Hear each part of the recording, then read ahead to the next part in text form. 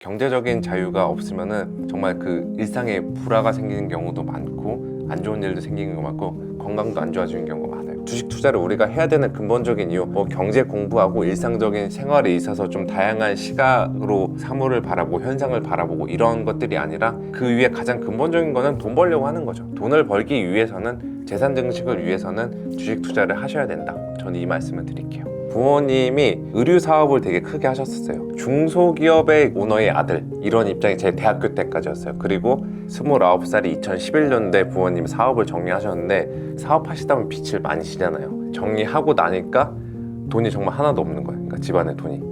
그때는 이제 2층 집 좀 저택에 살았는데, 그것도 이제 경매에 넘어가고, 그 드라마에서 보면은 집안이 부도나면은 이제 빨간 딱지 붙이러 오잖아요. 집안 곳곳에 그런 것도 붙여 있었죠. 어떻게 보면 인생에서 가장 큰 시련 중 하나였죠. 집안은 무너지고 있는데 아들놈은 증권사 들어가겠다고 취업 준비만 하고 있고, 부모님 입장에서는 답답하실 수도 있겠지만 그래도 믿어주신 건 있었죠. 저는 번역을 하는 것을 먼저 시작했거든요. 살려고 했던 것 같아요.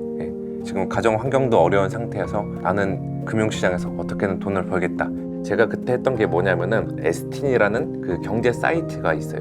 그 당시 때는 여의도 증권가나 주식 투자하는 사람들 사이에서 나름의 유명한 사이트였고, 고영성 대표님이 거기 편집장으로 있었어요. 그때 그 사이트를 알고 나서 제가 했던 게, 영국의 경제주간지 이코노미스트 있잖아요. 그거를 하루에 한 번씩 무조건 번역해서 한 기사씩 그냥 무조건 번역해서 올렸어요. 이게 번역 처음에 정말 형평은 하나도 없었어요. 이게 무슨 말인지도 모르게 그러는데, 지금이면은 한 2-30분이면 할 거, 그때는 막 하루 종일 걸리면서 4시간, 5시간 걸리면서 해서 올리고, 그리고 이거를 6개월 정도를 해왔죠. 그렇게 하다 보니까 제 개인 메일로 어떤 메일이 왔었어요. 고영성 편집장, 그 당시 편집장님이 아무런 대가 없이 이렇게 메일 올려주는 거 보고 너무 감사해서 밥이라도 사고 싶겠다, 한번 만나보고 싶다. 그렇게 해서 만났죠. 여의도에서 만나가지고 이제 인연을 맺게 된 다음에 영성 대표님이 누구를 또 소개시켜 주겠대요. 그게 이제 홍춘욱 박사님이었고, 그때 이제 저녁에 술자리에서 만났는데 서로 이야기하면서 홍춘욱 박사님 제안한 게, 번역 그렇게 계속 해온 거 보면은 그래도 성실성 있고, 실력은 잘 모르겠지만 성실성이 있으니까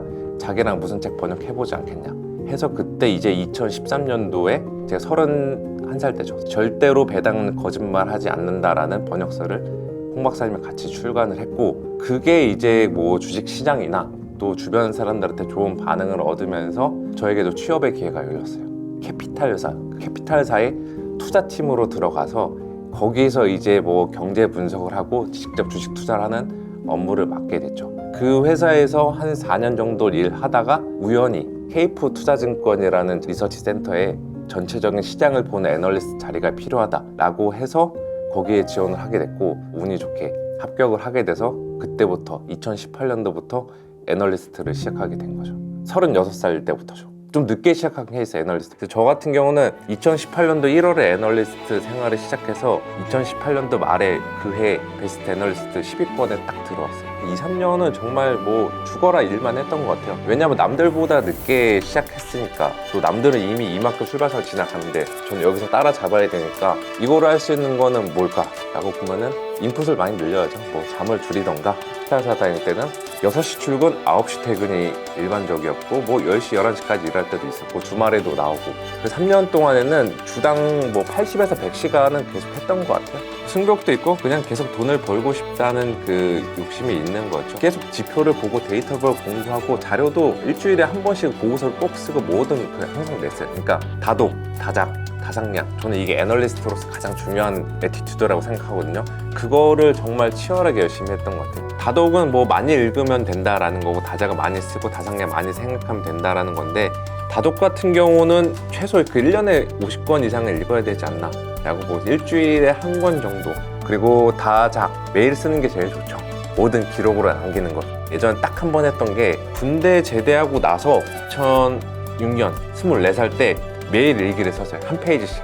오늘은 뭐 했고, 누구를 만나서 누구를 놀았다, 이런 내용이 아니라 그날 나의 생각들 무조건 정리를 했어요. 1년 동안에 무조건 빠짐없이 하겠다, 이 목표를 세워서 했거든요. 24살 때니까 지금으로부터 거의 16년 넘었죠. 가끔 꺼내봐도 도움이 돼요.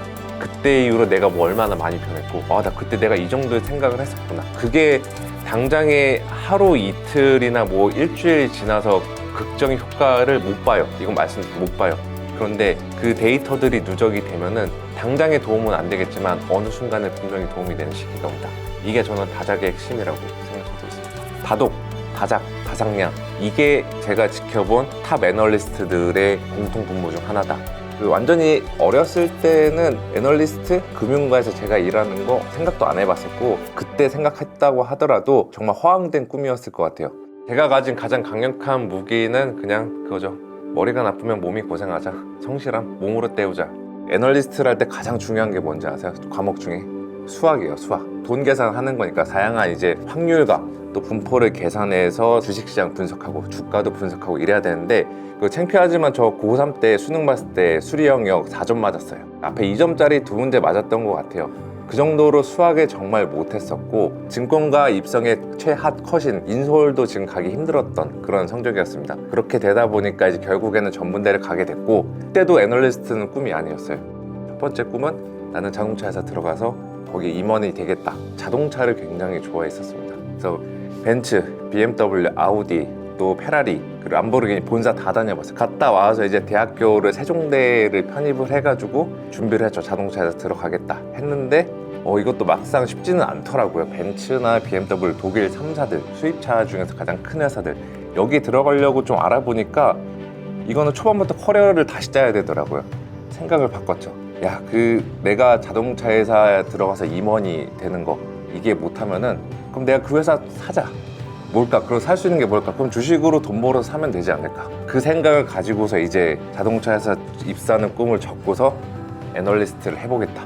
그 대학교를 졸업을 하고 한 2년 정도를 거의 백수로 지냈어요. 애널리스트 같은 이 직군들은 뽑는 인원도 적고 환경도 되게 좋아야 되고 스펙도 되게 좋아야 되니까 세종대 편입을 해서 졸업한 저에게는 굉장히 높은 허들이었죠.